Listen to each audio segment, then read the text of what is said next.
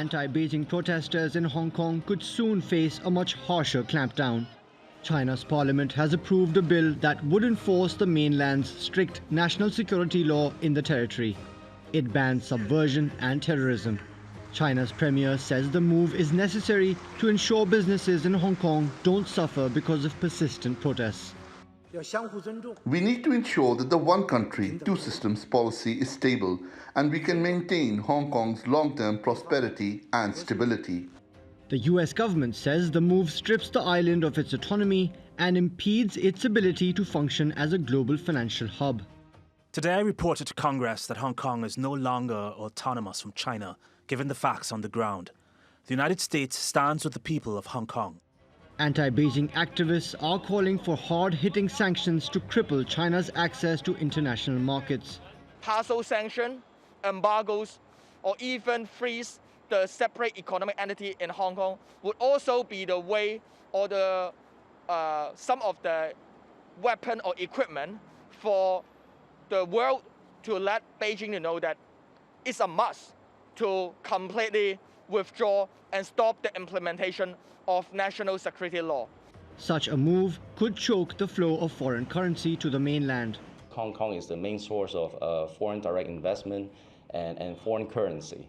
And those are really essential to maybe to the survival of the Chinese regime. US lawmakers have also approved a bill to punish Beijing over its treatment of minorities. If approved by President Donald Trump, it would slap sanctions on top Communist Party officials for persecuting Uyghurs and other groups.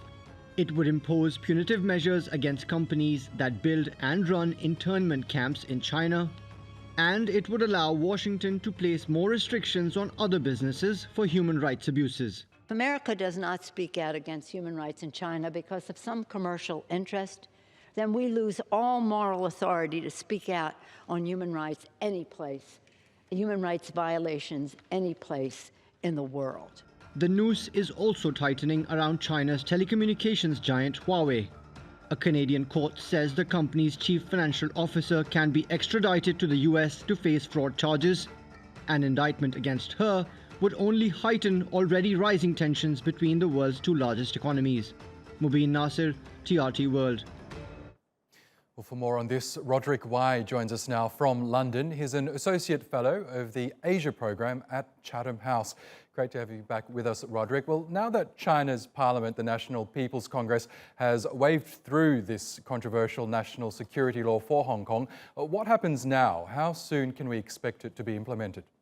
Well, they've just agreed in principle. I mean, the law itself has to go through the legislative processes in China, and that will take a little while, a few months. And then as soon as it is ready in China, it can probably be implemented in Hong Kong almost immediately, as it is clear that they don't intend to put it to the Legislative Council in Hong Kong. They intend to put it into force through administrative fiat.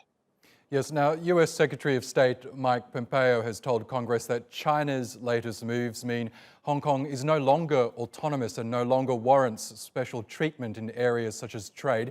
Do you believe the Trump administration is gearing up for more sanctions on China, and what could they look like? Well, the Trump administration is certainly hardening its position over vis-a-vis China, and the reaction to Hong Kong, the developments regarding Hong Kong, is just another element of that. I think it is likely that we will see more sanctions, more action on tariffs, more action on intellectual property, all the standard things that the US has been using to put pressure on the Chinese. What we don't see at the moment is any sign of the US wanting to come to some sort of trade deal with China. That they got the first round of it, but there's no sign of inclination from the US at the moment that they want to take that further. At the moment, relations with China on all fronts are getting more difficult. Yes, it sure looks that way, doesn't it? But as we've been covering, this proposed law has reignited protests in Hong Kong when people took to the streets over an extradition bill with China that was seen to threaten Hong Kong's autonomy. The proposal was ultimately withdrawn last year. Any chance of that happening with this latest proposal? No, none at all, because this latest proposal is for the Chinese National People's Congress, the Chinese legislature, to pass this legislation and then for that legislation to be directly adopted in Hong Kong. So there isn't any question of the Hong Kong government being able to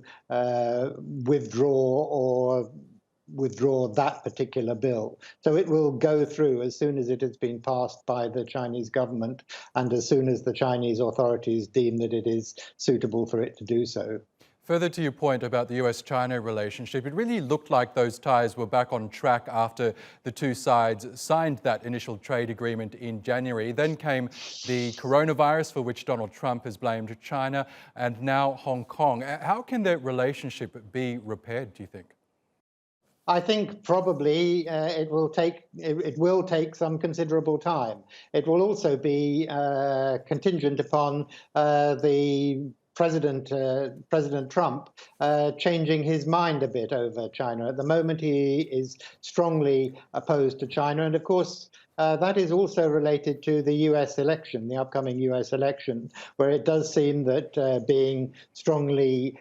taking a strong line over China is important from a US electoral point of view. So I don't see Donald Trump changing his mind anytime soon, and I don't see any easy way out of this confrontation between China and the United States. Okay, Roderic Wye from Chatham House in London, thank you again for joining us on Money Talks.